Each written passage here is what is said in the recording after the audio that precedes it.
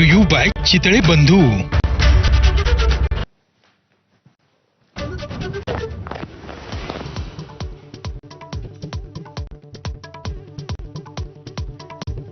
पुण्यात शरद पवार, अजित पवार, जयंत पाटलांमध्ये बंद दाराआड चर्चा. वसंतदादा इन्स्टिट्यूट बैठकीनंतर काका पुतण्यामध्ये चर्चा.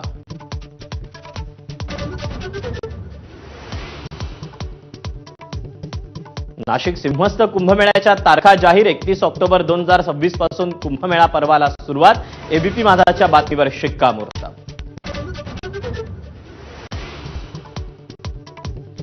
संभाजीनगरातील संतोष लड्डा दरोडा प्रकरणात आणखी दोघांना अटक. आरोपी सुरेश गंगणेंचा सासरा आणि पत्नीला अटक. वाट्याला आलेलं सोनं विकून मिळालेली 8 लाखांची रक्कमही हस्तगत.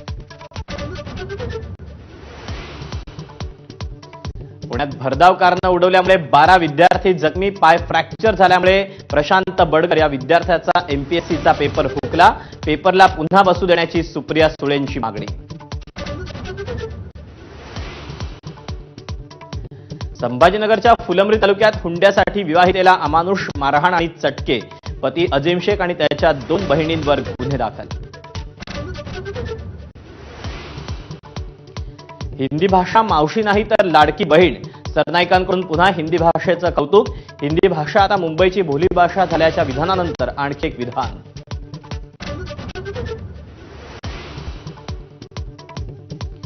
देशात कोरोना रुग्णांच्या संख्येत सातत्यानं वाढ. देशात सध्या 3,395 ऍक्टिव्ह रुग्ण. नागरिकांना काळजी घेण्याचं आवाहन.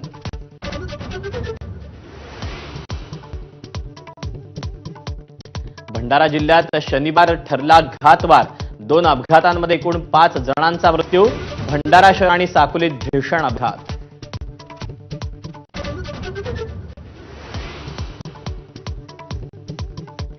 राज्यातील बहुतांश भागात 10 जूनपर्यंत पावसाची विश्रांती. शेतकऱ्यांनी पेरणी आणि लागवडीची घाई करू नये. कृषी खात्याचं आवाहन.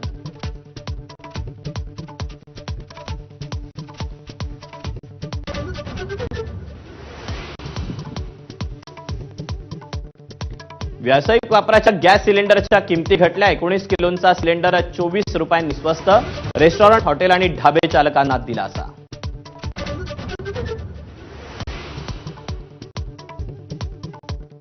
समृद्धी महामार्गाचा शेवटचा टप्पा येत्या 5 जून पासून खुला होणार. इगतपुरी ते आमणे हा 76 किलोमीटरचा टप्पा सुरू होणार. मुख्यमंत्री फडणवीसांच्या हस्ते लोकार्पणाचा मुहूर्त.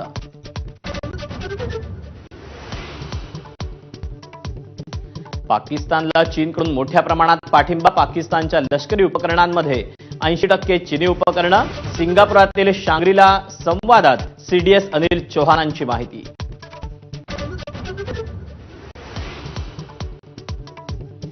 आयपीएलचा दुसरा क्वालिफायर सामना. मुंबई आणि पंजाबमध्ये थेट लढत.